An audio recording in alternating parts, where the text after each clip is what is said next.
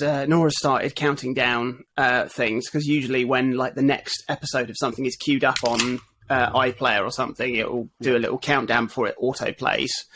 So I'll always count down just so I can sort of help her with like learn her numbers and stuff. And it's brilliant because she's just made up her own numbers. So she's just going to be like, ding, pie, do, go. I love it. That's a pretty good countdown. It's pretty good. She did do it remarkably clearly from 6 not too long ago. She said 6, 5, 4, 3, 2. And I was like, you're not even 2, crazy little bean. Crazy little bean. Right. Hello, Patreons. This is all the spicy stuff that normally gets lost. Yeah. Right. Let's do this. Let's have a play date. Let's do it. Let's do it.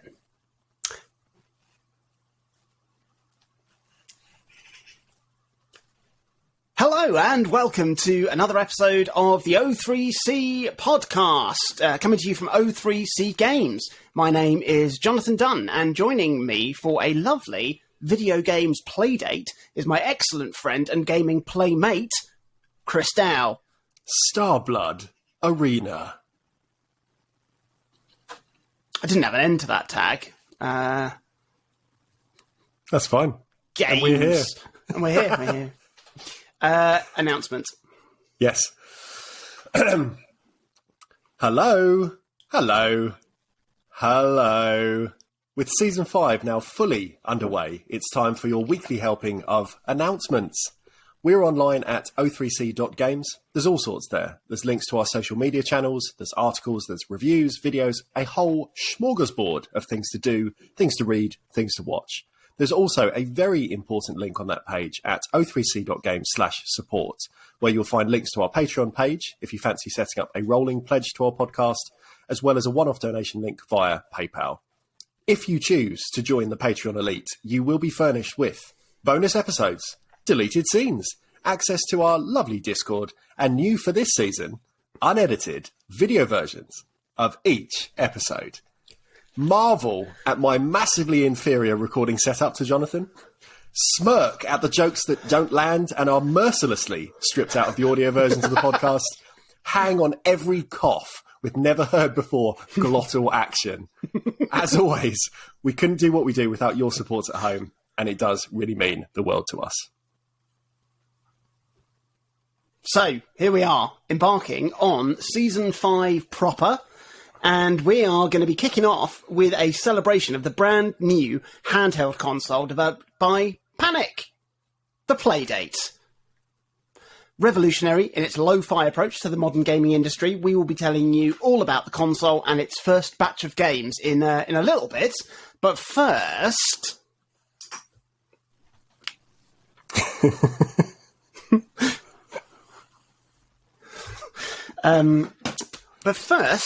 what have we been playing this week? Chris, what have you played this week? A few things, as always. A good while ago now, I wrote an article for O3C.games, our aforementioned website, about a game called Chime Sharp. And it was a sequel to a puzzle game that I played back on the 360 and then later on the PS3. And it was just called Chime then.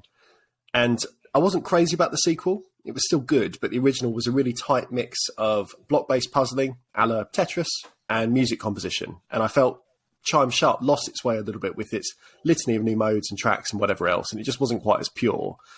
For some reason, this week I've gone back to the original Chime and re-fallen in love with its concept. You've got a big grid, you need to place odd-shaped pieces down to create quads, and whenever you make a quad, you have a small window of time which to try and add to its size that creates either wider or taller quads that increase your score, but more importantly, increase your coverage of the playfield, because you are aiming with every quad you make to kind of contribute to your clear percentage, with the goal being to make shapes that have cumulatively covered everything. The thing that originally sold me on the game is that with each additional quad you place, the music changes in real time. So they are licensed tracks, but they've been kind of broken down to their stems. And it means that a particularly active board filled with quads and combos will build the music to a real swell, but an empty board will drop the track to kind of near silence or just kind of like small parts of it.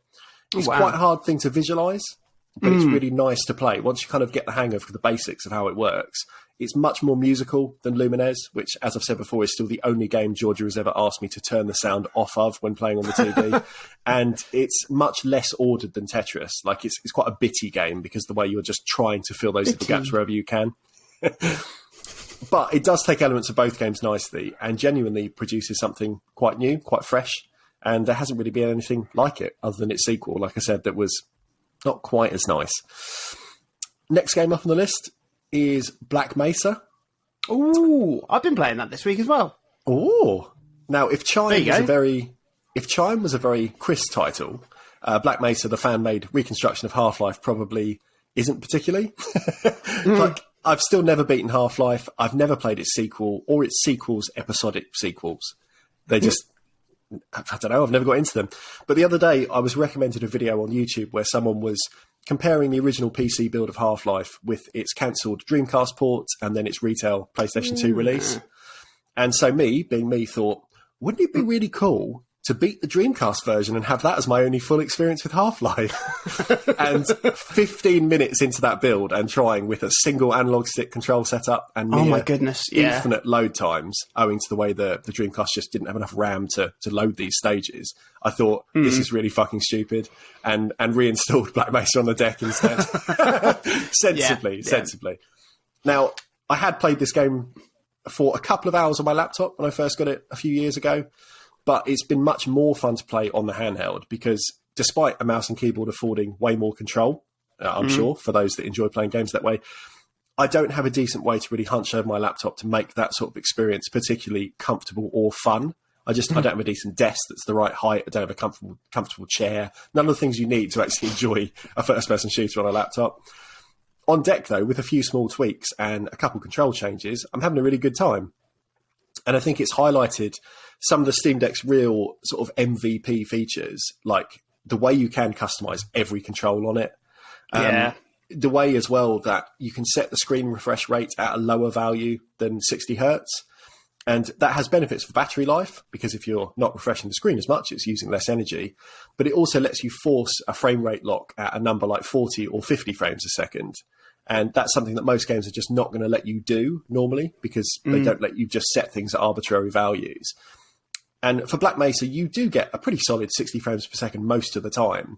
But there's still these moments with like big lighting effects or fire or sometimes water shaders that can make the game drop a few frames and just feel a bit wobbly in places. And by locking it at 50 frames per second, 50 hertz, the whole thing feels marvellously smooth to my eyes. So that's what I've gone for. I've just got back to where I was on my laptop save, as I wanted to have a fresh play, seeing as it had been like two and a half years at this point since I last picked it up. And I think I'm far more likely to push onwards in this format than I was when I was sat at my dining table on a straight-backed chair. So watch this space. I could well drop it in 2 weeks like I always do, but I'm enjoying it for what it's worth at the moment. Good.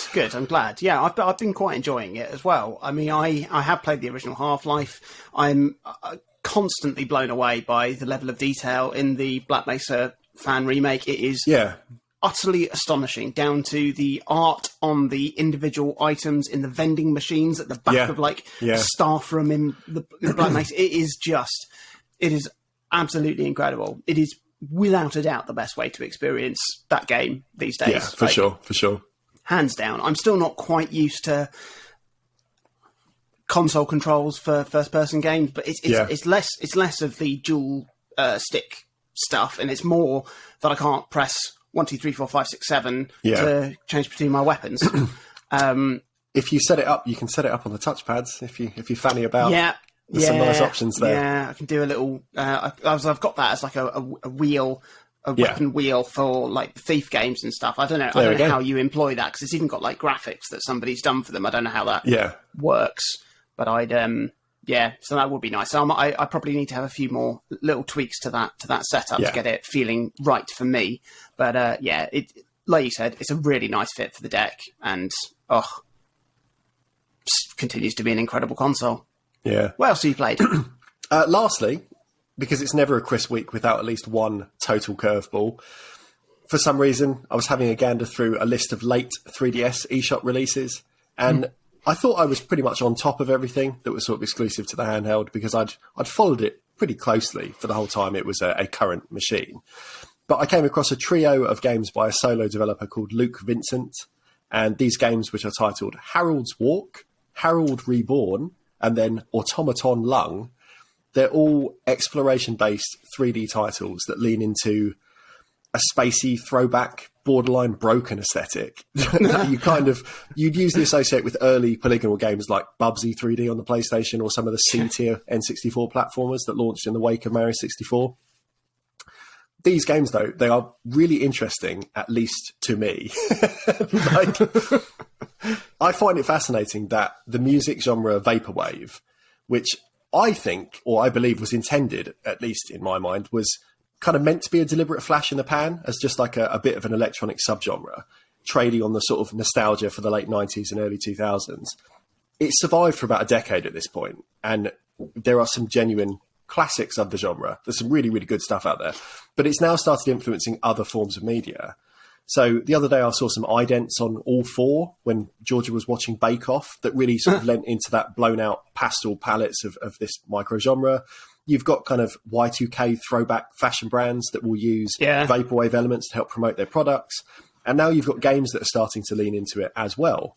And I played Harold's Walk to 100% completion. It's not a big commitment because it's only an hour or so in totality. But it was an experience that put me in mind of some of my favourite vaporwave records by virtue of it almost referencing these recognisable elements of ancient games. You know, it's got this bizarre menu UI. It's got a sweetly naive sequence soundtrack. It's got a vibe. That's the best way to describe it. It's got a vibe. Both Harold Reborn and Automaton Lung are meant to be bigger and better games as they iterate on some of the ideas in Harold's Walk, which does feel kind of a bit throwaway. You know, I beat it in the morning while sat in bed and that was kind of it done. It's not going to be a recommendation for everyone, for sure. But if you've ever listened to this show and you thought for a while that you might have similar taste to me, I think it's definitely worth a punt. Like, in most regions, it's now impossible to add eShop credit to the 3DS, but do feel free to send me a message on Twitter if you need a hand accessing some of these now buried pieces of eShop treasure on your device. Goodness, I've had to look on Wikipedia for vaporwave because I've never heard of that before. And it says, see also bisexual lighting, lo-fi hip hop, mass surrealism, funk. I don't know that one. Funk. We're getting away from me now. Yacht rock, which is a term I haven't heard before. I feel like you just made that one up. I really haven't. Weirdly, I heard yacht rock in a podcast the other day. I think it might be an Australian coined term. Because, well, I heard it said by an Australian first, so I'm assuming the entire of Australia came up with that. Well, that's certainly one for you. Well done. I will. You don't have to put this in. I will send you a couple album recommendations of stuff that I think really shows off the genre at its best. Because at that stage, you can tell really quickly if it's going to be something that you go, oh, I could get into that or not. But at least then if I've cherry-picked a couple things that you might potentially enjoy, that's probably a good entry point if you want to at least see what it is. I would. I'll put them on. Put them on the Patreon. Show notes. Do that. Yeah. So and we were worried about this becoming too highbrow. Now Minty's gone, but I don't know. What have you played this week? Well, I mentioned last week that I'd most certainly make a start on Batman Arkham City with the second game in the Arkham trilogy after I finished Arkham Asylum, and I have done that. The Batman. It is. I've been playing Batman Arkham City. It is, as promised, an open world evolution of Arkham Asylum, which is for better and for worse, I think. I do miss that tight Metroidvania aspect of the first game, but it is bigger, more expansive, more variety in there as well. You get to play as Catwoman, as well as Batman, which is fun. There's plenty of new combat mechanics, which is good. There's plenty more riddles to solve and collectibles to hunt down. It's still a really good Batman story. I'm just really enjoying picking my way through that. I'm happy to play it in short bursts between other things because there have been other things that I've played. Do you intend to play Batman Arkham Knight as a follow-on from this game, do you think? I don't see why not. I bought it. It's I imagine that I'll probably continue on with it. I'm enjoying them. They're fairly. I'd not too long ago attempted to get into Assassin's Creed Origins because I just kind of wanted a fairly mindless, just open worldy, just follow the marker, tick off the quests type affair. And the Batman games are kind of really scratching that itch whilst also not boring me to hell, because I did try to play Assassin's Creed Origins and it was just so dull. It's so dull.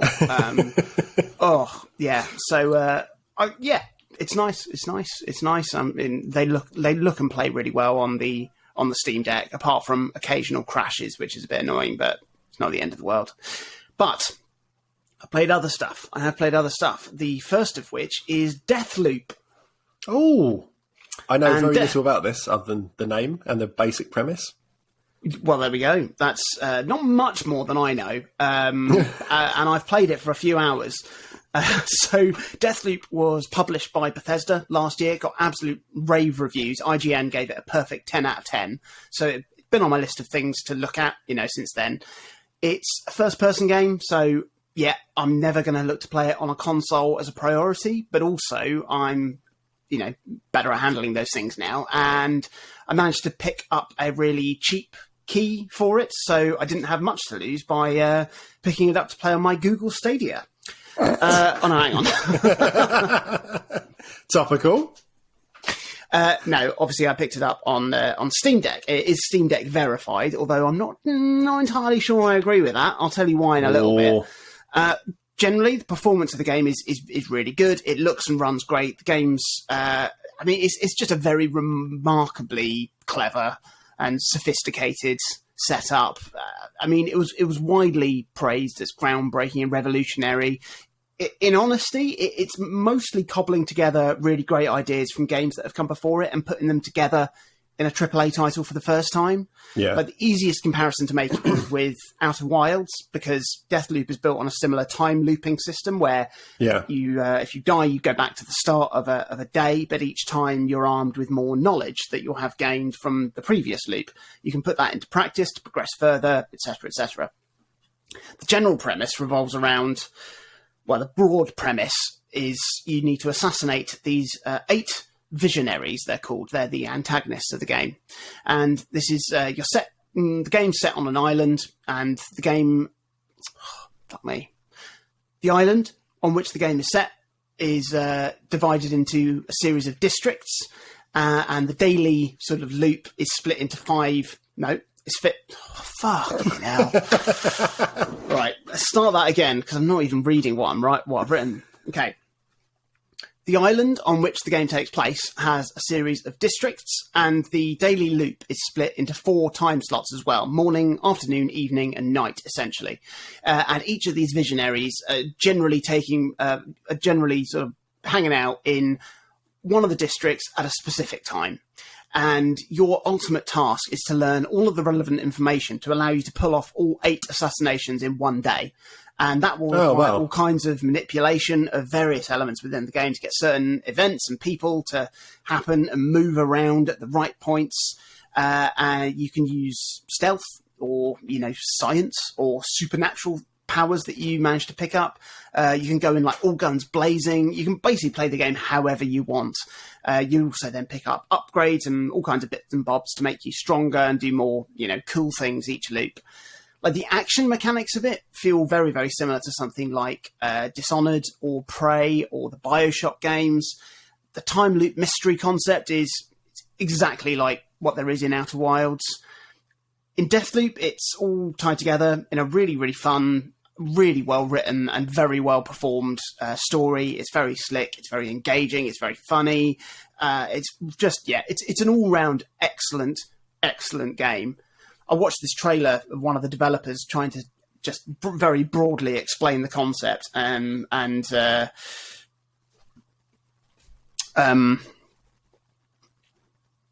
way he sort of presented it was with a grid with the districts of the city going down on the side, and then the time zones going across the top of the day and then illustrating how you can sort of manipulate all these people, move them around between the right points and the right slots and everything to sort of get it all coalescing. And it must be incredibly satisfying to do that. However, very, very similar to the issue I cited last week when talking about Taiji.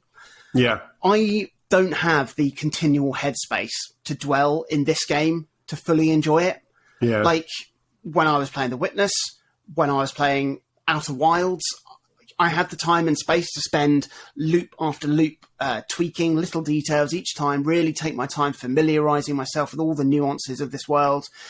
And I just don't have that these days. It's like... It's because you have become an old man. I am Jonathan Oldman. Yeah. Yeah. No longer Johnny Newman.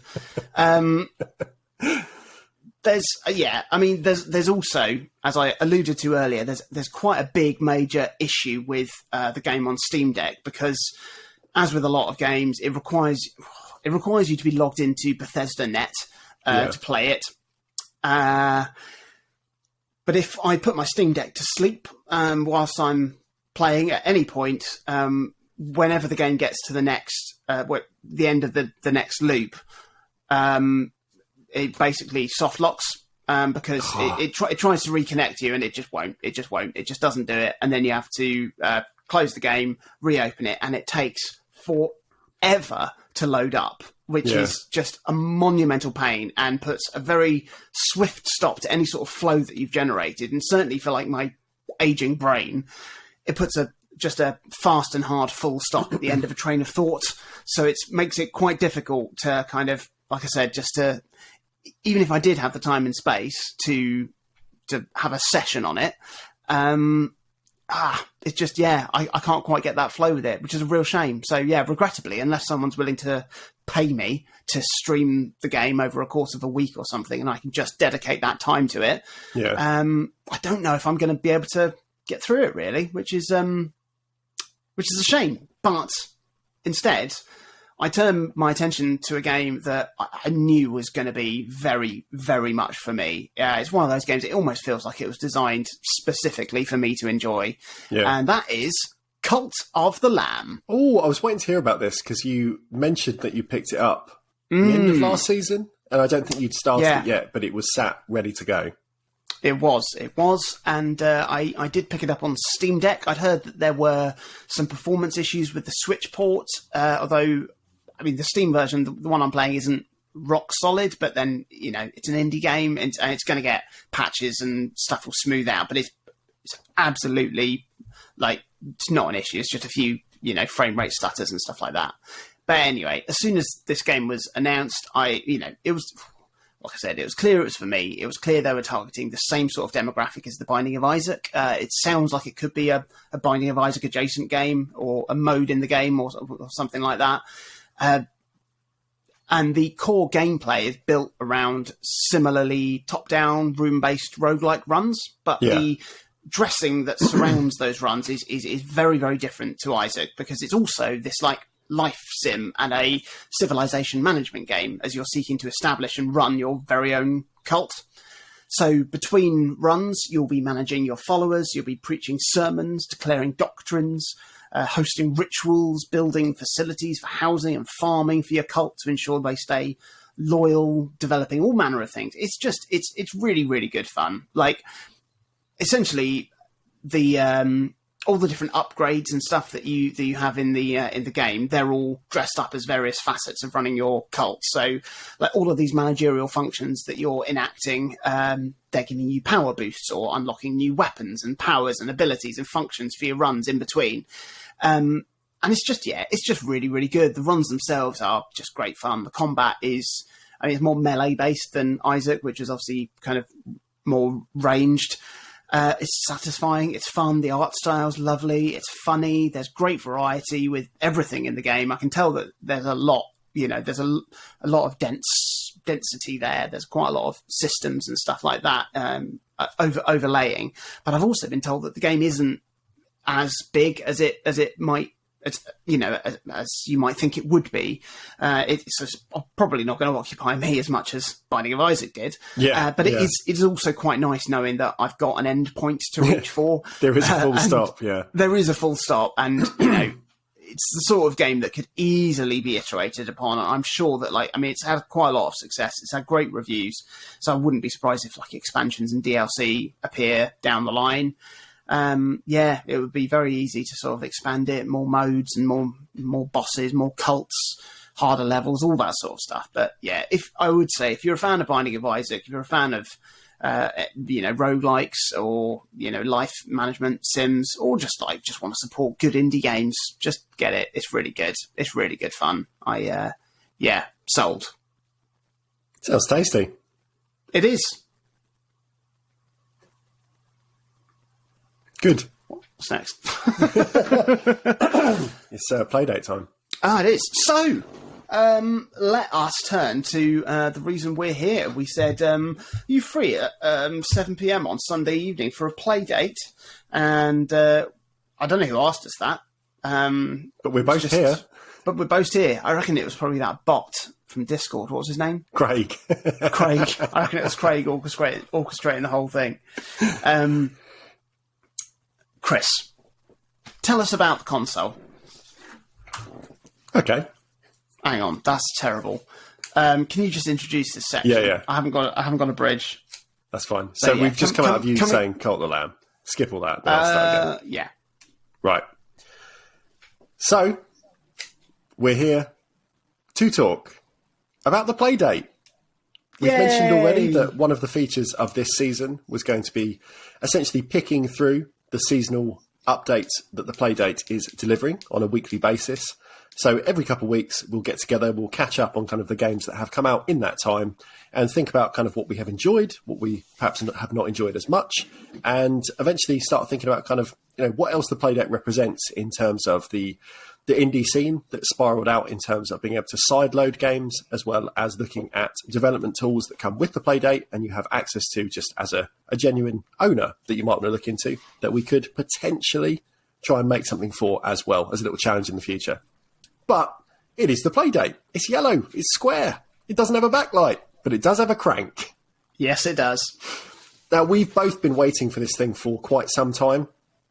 Ordering it was a bit of a clusterfuck, I think is a nice way of saying it, because initial demand massively outstripped production plans, I think, for Panic. International orders were pretty woolly. We both kind of struggled in our own way to get an order in to begin with. And then when they were in the process of actually being produced, eventual quality assurance checks meant that the thing was then delayed massively for all patrons for essentially a year beyond what everyone was expecting. But it's October 2022. We both have the plucky little handheld held in hand. I've actually owned my unit for a little bit longer than you, Jonathan, but as so much of the device's allure is rooted in the sense of discovery that comes with it and its unique game delivery system, we have actually held off discussing pretty much anything about the device until now, essentially. Some basics to kick things off. For anyone that is unaware of what this machine is, it's a tiny handheld games console. It's got around 4 gigabytes of onboard storage to house digital games. It has 2 primary buttons. It's got a menu button, a D-pad, the aforementioned spinny crank, and an internal gyroscope, I think, or at the very least, an internal accelerometer, something that can feel when it's being moved about. It's got a monochrome 1-bit display, which in terms of colour is actually more lo-fi than even the Game Boy with its small range of tone. But every pixel here on this relatively high resolution reflective screen is essentially binary on or off, black or white, basically.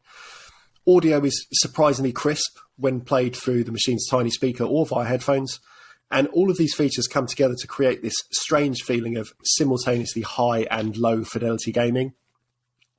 Games themselves are being delivered, at least for its first season, as part of the device purchase at no additional cost. So each Monday, the Playdate's little LED will flash to let you know there are 2 new games waiting for you patiently. Some felt a little bit frustrated that they couldn't dive into all 24 Season 1 titles at once. But the slow rollout, I think, is, like so much of the Playdate's design, very deliberate. It's a choice that was made by Panic to kind of get people to engage with things in a different way. And it's used here to make you try these games out and give them all a decent stab, as opposed to library scrolling, like a sort of bloated emulator setup. Yeah. You are also able to sideload games, as I mentioned at the top of this section. You can download them from itch.io or kind of other locations. And already there is a burgeoning indie scene that kind of nicely supplements the games that are included in this more formal season plan. My initial thoughts have been very positive. I think the build quality of the unit itself is surprisingly robust. The buttons themselves feel decently stiff and responsive. They're closer to the Switch than the DS Lite, if you want a quick comparison point. I'm always worried on kind of handhelds that things can feel too spongy. The Steam Deck is kind of in the middle of those two consoles as another sort of, if you want to fit things along with some sort of metric. But it feels quite nice. It feels nice to hold and play. The screen, providing you're in at least a semi-lit area, is very sharp and clear. And although on occasion I do find myself half pining for some sort of illumination or backlight, I quite like that needing a light source forces me to consider how I'm engaging with the device, in the same way that listening to a vinyl record is less convenient than Spotify or Apple Music or anything like that. But it does feel more fulfilling because it asks a little bit extra of you as the consumer and inadvertently forces you to place just a bit more stock in the music, or here, like in the game itself, because you're having to choose a time to sit down, get a light on, get yourself ready to actually play it properly. I think the games themselves have all been a pretty good time too. Now, we're going to talk about these kind of obviously week by week as we go. And naturally, with the way titles are rolled out, not every game is going to appeal to every player. But I think the sense of discovering something new each week and being forced to really confront each game properly somehow offsets the potential disappointment in some way. And it reminds me a little bit of being young, getting your kind of one game for the month or 2 months or longer and just having to make do, because you find fun, because that's what you have to work with. Now, it is a little bit different now because I could play 15,000 other games in the room if I really want to. So it's not going to be quite the same as, forcing my way through Kung Fu Kid on the Master System or the Fairy Tale Adventure on the Mega Drive, which are both bad games, but games I played a lot because that's what I had. So I've lost my place because I went off on a mild tangent there. While the quality of all of the games on the Playdate is far higher than Kung Fu Kid, there's definitely been titles that I have enjoyed more or less than others. And I think a big part of these episodes is to offer our thoughts systematically on all of these strange games that make their way to the little yellow handheld that could. My one-line review at this stage would be, it's a perfect device to play on the toilet. Like it's a machine that is small, it's got inherent portability, it lends itself really nicely to quick 5-minute play sessions in most titles, and most crucially for me, it plays a very decent game of both Tetris and Solitaire via 2 sideload apps called Rain Blocks and Smolitaire. So even if I never played a game from any of the seasons, the fact that I can have Tetris in my pocket at all times is pretty good for my own mental health and well-being. So what are your initial thoughts on this little device, Jonathan? Because as I said, we really haven't shared that much between each other since they arrived. No, I mean, very similar to you, to be honest. I mean, I knew that there was going to be a certain premium feel to it because I knew how much care Panic had put into every single aspect of developing this machine, and it does. It feels great. It looks great. It's really nice and solid. The crank has got just a really nice action to it, sort of helped by subtle. Is there subtle haptic feedback, or have I just imagined that? I think you might have imagined it, but if it gives the implication of that, that's quite nice. I am sure that there is, with only like in games. Is there is rumble on it, isn't there? Right, hang on, I've got to check. I don't know if there is. This is what the patrons are paying for. Yeah. We're doing our research. It's live, isn't it? Yeah.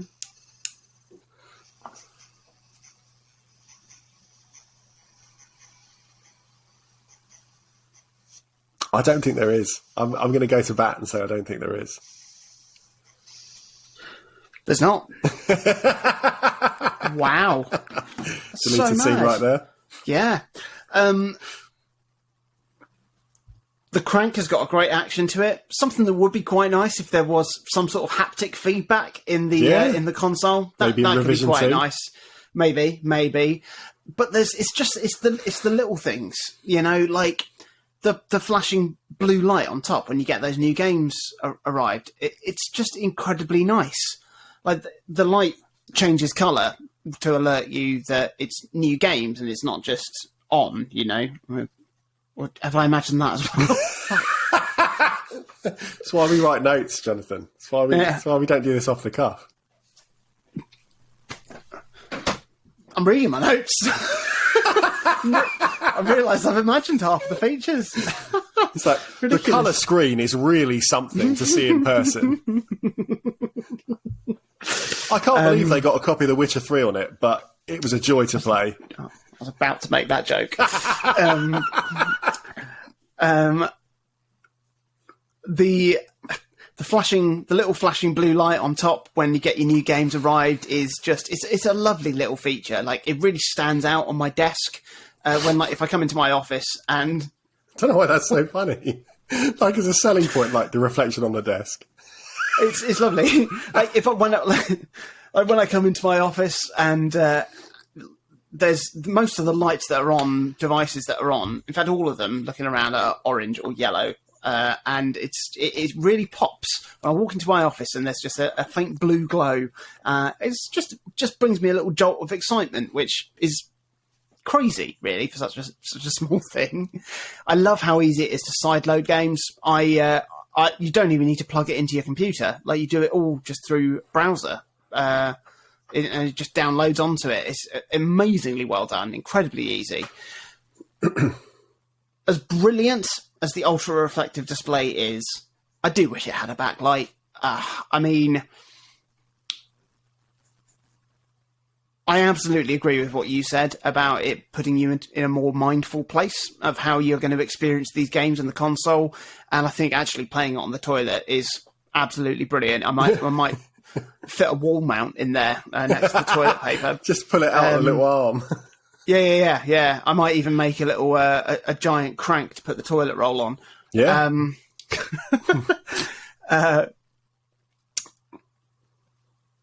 But like when you hit the light source, it's incredible. It's really remarkable how clear you can see things. But then it's got a similar issue to what I had with the original 3DS models, whereby in order to achieve the desired effect, you do need to have the console at a specific angle. For the 3DS, it was sort of being right in the middle of that sweet spot to get the glasses-free 3D to work. And, for the Playdate, that angle is geared towards hitting a sweet spot of reflection off whatever light source you've got.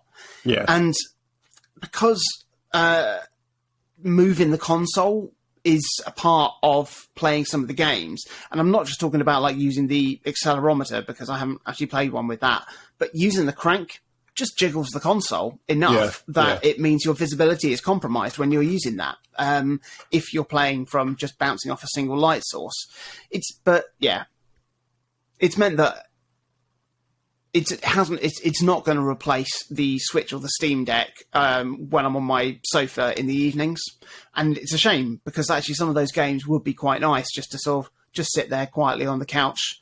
Also, my couch is bright yellow, so that maybe it's a good thing I'd never find it. I think that idea of where we play things is really interesting as well, because the Switch is now become the console that, for a long while, I barely took it out the dock.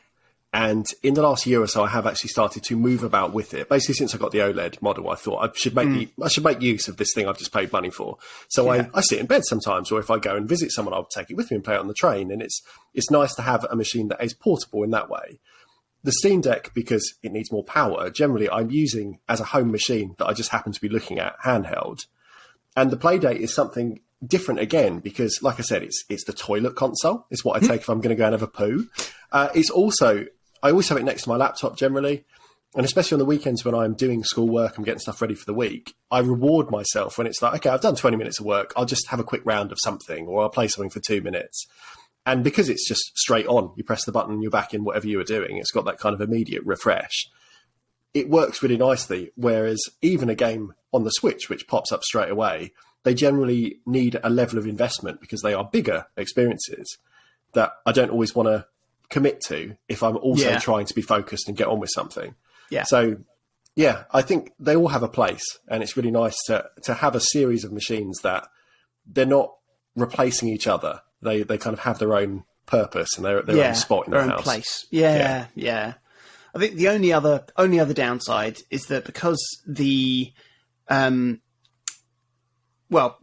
unveiled the beautiful dock for the Playdate, which they also said was going to be available, post-launch. So it hasn't shipped with the dock. I don't know when that dock's going to be available. And it does mean that because it's not always plugged in fact, it's not plugged in, I find most times I want to pick up and play it, it's died because I think for me, it doesn't naturally live anywhere specifically right now. Yeah. And my USB-C chargers are usually keeping everything else topped up with, juice. For some reason, I don't know why, it seems to take an inordinately long time to charge enough to turn on. I don't know if you've had that, but I don't think I have, but I don't know. But it's also bricked on a loading screen a couple of times as well, which so it might have been that rather than just taking ages to load, which is obviously that's less than ideal. So I really would, I really would like the dock for it, so I could have it sat on my desk looking yellow and be able to just pick it up and play it whenever I want. But that's it's a minor quibble in it. That's a minor quibble. A minor thing. But I'm so glad I've got it.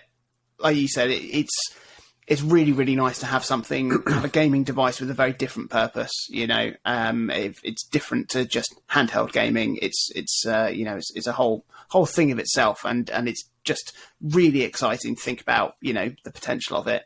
And we can talk about 2 games now that have realised that potential. I made an executive decision just to talk about 2 games. Yeah. Do you need to cue that up again? I don't know if you cut off to tell me that early. I might do, yeah. Yeah. And we can talk about reaching its potential with... Just say with its first 2 games. Hang on. And we can dive right into talking about how developers are using the system right now, because the last thing we can do is chat about the first 2 games that were released for the Playdate in Season 1. And Chris, why don't you tell us about I don't know if it was the first one you played or if it was the first one that downloaded on yours, because they're released in couplets. But Whitewater Wipeout was the first game that arrived on my system. If you'd like to tell our wonderful listeners about that. Yeah, of course. I think the way that they have been rolled out is that basically whenever you receive the device, whether it's today, whether it was 6 months ago, whether it's in a year's time, if they're still using the same system, if they're still using this season-based system, when you open it up, it's got 2 games ready to go. And then whenever the next Monday is, you will get your next 2. So if you get it on a Monday, then you can be part of that system straight away. But you could easily also pick it up on a Sunday and then have 2 more games the next day. I can't remember when in the week I got mine. But as you say, the first game I played was Whitewater Wipeout because it popped up on my screen. It did a nice little present unveiling and it was ready to go. Now, back when we chatted on the show with Giles Goddard, he mentioned that his new studio, Chu Hai Labs, would be launching a game on the Playdate. And both me and you got quite excited talking not only to a towering industry figure, but also because we had our pre-orders in and we knew that we'd be able to play this mystery game in the not too distant future. I don't think he gave any details away in that interview other than to say it was on the Playdate. I don't think there was any other context given. And I don't know, in spite of the long runtime for the device itself, it's felt like a strange twist of convergence that Chu Hai Labs' Whitewater Wipeout was one of the first 2 games to launch on the Playdate. It felt like we had a weird connection to it. It is a surfing game. Can't make it any more simple than that. I see it now. It's really, really simple. It's a high score chasing surfing game that uses the crank as its primary input method. And I'm reasonably confident that this was chosen as one of the opening salvo for the Playdate and its seasonal game delivery service, precisely because of its crank use. Yeah. It's the bit everyone was talking about prior to release, and naturally, it then made sense to place it front and centre in one of the first games. So you ride a wave, you hop in the air, you score points based on how many rotations you're able to fit into each jump, and that is really it. There are no other tricks, there's no other modifiers, just you and the crank. And it is okay. I'm not exaggerating when I say in the first hour of play, I barely landed a single jump, let alone spin. Yeah. And because my high score was 1. And honestly, I put it down thinking I'm never going to play this again. And I was like, my high score will forever be 1. And I think it's because the control method is just so wildly different to anything most people will have used before. Because it's all based on the crank, like I mentioned. And it's based on the crank's position being relative to the angle of your surfer's board in a very absolute way. And it takes time for that to make any sense in your head at all. It really does. Yeah. Like one spin of the crank is potentially one spin of the board. And it becomes vital to really consider which direction you are pointing as you leave the water kind of thing. And more crucially, what direction you are pointing as you re-enter. Because if you over-egg the pudding, if you give it too many spins on the crank, you're going to crash, run over. Too few spins, run over. Few degrees out on re-entry, run over. Like it's punishing, but it is learnable. And after a few hours of 5-minute sessions here and there, it's a good toilet game, like I said, I've now got a pretty respectable score, and I can consistently pop and land triple or quadruple spins. And I've not got a problem with games being simple like this, because look at how highly I regard something like Super Crate Box or Super Hexagon, for example. But Whitewater Wipeout does feel particularly light on content for me. Yeah. In terms of just having something to aim for, or even like, oh, you've hit a new score and now the background has changed. You know, it doesn't have to be much, just a little thing that would kind of make me go, oh, little morsel just to keep me going. But yeah, how did you get on other than your grand old score of 1? Yeah, I mean, I was initially, I kind of wrote it off. Sorry. I beg your pardon. Yeah, I mean, initially I did kind of write it off because I just couldn't get to grips with how to control it. But it wasn't that I was like, oh, I can't control this. I thought I was, if that makes sense. I was like, I'm clearly doing this right and it's not working, and that was really frustrating. But to be honest, like once I got into the right headspace to make the controls work, and like you said, once I got that concept in my head that it was relative rather than using the crank as like an analog. So I don't know. It's really difficult to describe. Yeah. It was actually surprisingly fun, and it does feel like a tech demo more than a game, completely. Owing to the fact that it just does this one thing, but it does the one thing really nicely, and it reminds me of any sort of like launch game that's come out on a console with a gimmick. So if you look at like some of the DS games that were touchscreen based, like Fruit Ninja and other things like that. You look at like 1-2 Switch on the Switch. It's that sort of thing.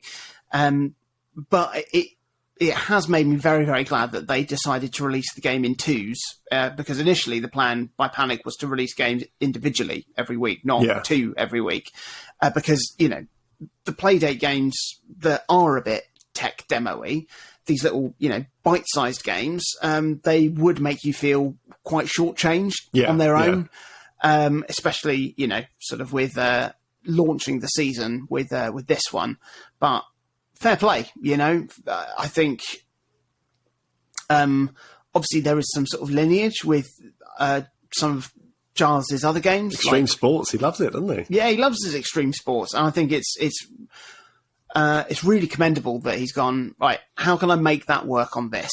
And I'm sure that somebody at some point will see what he's done and gone, oh, actually, if I use this as a thing, I could maybe build on it and make, another surfing game or a skateboarding game or a snowboarding game that employs something else. And it's really, really good that the foundation has been laid, for that genre, especially as it's been laid by someone with such an incredible track record. There should be Ski Free for the Playdate. Ski Free? You must have played Ski Free back on like early Windows machines. It was like one of the pack-in games. Possibly Windows 95. Oh, yeah, God, yeah. But that in terms of like using the crank to actually steer down the mountain as like as an endless runner, like a slalom type game. Yeah. There you go. Put that in the bank. Yeah, there we go. Put that in the bank. Easy. I will say I got on significantly better with Casual Birder, which is the second game that was released. And I think Casual Birder is a much fuller gaming experience, yes. I think, whilst still being a charming like chamber piece of a game. So you basically play as an avid avian photographer, and you're exploring this little town and surrounding areas to photograph various birds. There's a big sort of puzzle-solving element to it, almost point-and-click adventure at times. Yeah. Maybe inevitably it's got a little bit of a comparison point with Pokemon Snap, where, putting something into motion will cause something else to happen, which will cause a bird to appear for you to capture in a quick moment. And the way the crank is used in this game, because obviously the crank is going to be used in this game, it's really, really lovely because it acts as your focus ring on your camera. So when you get your camera out to take a snap, you then need to focus it on your subject. And cranking the little handle to do this just feels really nice. It's really quite charming. It's very well sort of implemented because the game is presented in sort of top-down fashion, like you'd imagine with like Stardew Valley or top-down Zelda game. But then the way that it decides where your focal length is with your camera is depending on if the subject is higher up or lower down on the screen, so thereby basically being closer or further away from you, and having that sense of focusing, even though the perspective of the game doesn't change, it doesn't even zoom in when you get your camera out. It basically just puts a square over the scene that you're already looking at. But by implementing something like the focus pulling, it makes the game feel so much more alive. It gives it so much more depth. It gives it that sense of dimensionality that it's just very, very clever. It's very clever in a very, very simple way. And I will say the game reminded me a lot of the game Toem, which I played at some point in the last year. It's a very similar premise and setup, whereby, Toem's even in black and white, and you solve puzzles, go around taking pictures of things. Obviously, Casual Birder is a much lower fi experience, given the nature of the handheld. But it's a really, really great example of looking what the Playdate can do, as opposed to looking what it can't, and really tailoring a game to the system's strengths. It's one I'd certainly, encourage people to play. I'm sure if you've got a Playdate, you will have played it, because that's all you probably will have been able to play for the first few days that you had it, certainly. But yeah, I think it deserves a lot of love. It's got a great character to it, which is really, really nice.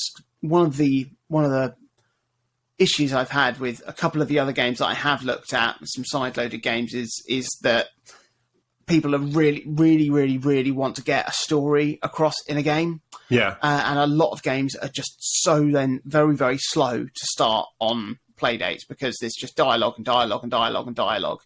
And it just that's not something that fits the Playdate, I don't think. You need something that's immediate and engaging. And despite the fact that Casual Birder does have dialogue and all of that stuff, it's got the balance really, really right, so that it actually enhances the overall experience rather than making you feel like you're just stopping and trying to read a book on a dark page. How did you get on with it, Chris? I liked it a lot. I think it reminds me, I guess, of playing something like Link's Awakening on the Game Boy. But more than that, it reminded me of the James Bond game on the Game Boy. Yes. Because that's a great game. It had action in it. You had to kind of shoot and fight and stuff like that sometimes. But it was more about those kind of puzzle-solving bits, it felt like. So a lot of the time you were looking for certain things in a scene to give to someone else. And it was that kind of fetch quest mechanic that drove that James Bond 007 game on the Game Boy. And this feels similar, just obviously with a camera mechanic. I think I would have really liked it if it was either more of the fetch quest adventure stuff, like exclusively, or more of the straight up camera game. I don't know why. Like, I really liked both bits, but I think the camera thing was really interesting and could essentially propel an entire game in the way that it does in Pokemon Snap, like you've already mentioned. Whereas the adventure stuff, again, could have been its own thing as well, because it was quite a nice little world laid out in this game. Like you say, the dialogue is it's quite cutesy, but it's all very economical. It's not kind of like big text dumps or anything like that. So kind of moving about is quite fun. The bit that I really, really liked, this is such a throwaway thing, very early on you can talk to a character who basically says, do you want your shoes to squeak or not when you walk?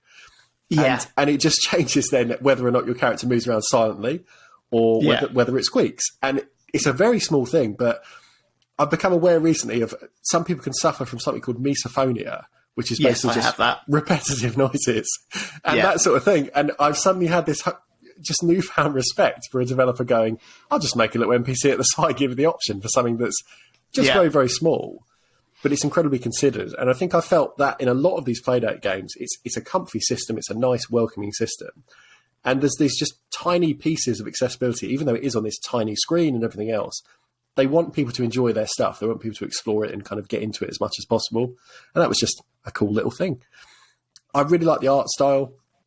I think to do art well on the 1-bit display takes some thinking, I think, in terms of really considering, what am I going to do here? Am I purely looking at line drawings? How am I kind of adding texture or mark making, if that's what I'm trying to do to kind of give a bit of depth or tone to these characters or worlds, whatever I'm making?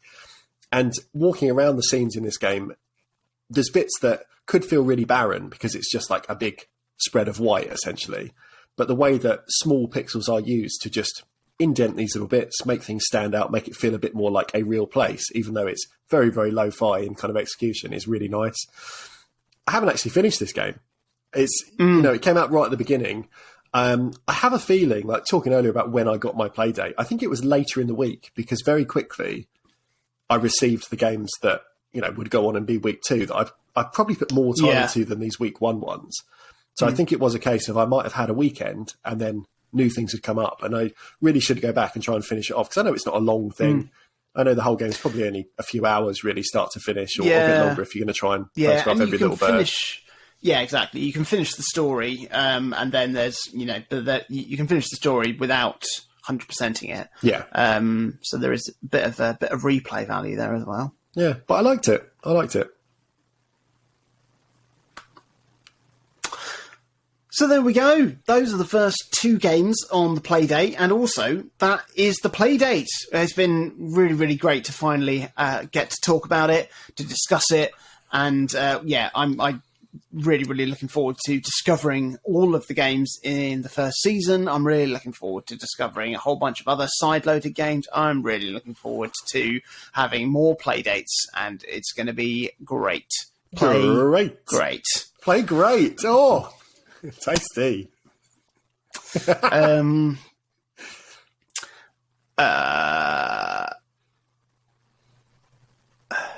Next week, we will be taking a hiatus from the Playdate, and we will be doing our first Fortnite challenge. We will. Which, again, I'm really excited about. Me and Chris have challenged each other to play a specific game, and we're going to be reflecting on that next week. As a reminder of what those games are, I challenged Chris to play Machinarium. And I challenged Jonathan to play Bleed. Yeah. Oh, it's going to be great to talk about those as well. So, if you want... so make sure you... Oh, hang on. So get back here. Yeah, so let's meet back here, same time next week for that. If you're enjoying what we're doing on the show, then please do consider supporting us. Go to o3c.games/support. You can go to our Patreon page from there, patreon.com/o3cgames if you want to bypass our website, but don't do that because that's great.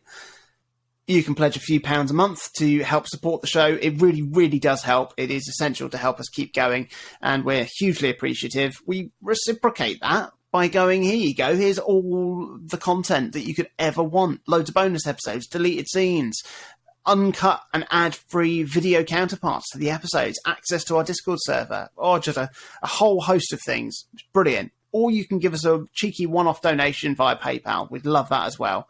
Or simply just share the podcast on your social media. Tag us in a post at O3C Games. That's what we're on at everything. You can chat to us on our social media channels. Tell us about what you're playing. Have you got a play date? How are you getting on with it? Tell us all about your experience so far. You can also reach out to us individually. I'm on Twitter at Jonathan Dunn. I am at Chaz_Hodges. And please do join us next week, where we will be not playing Fortnite, but we will be playing our Fortnite. Could you try again?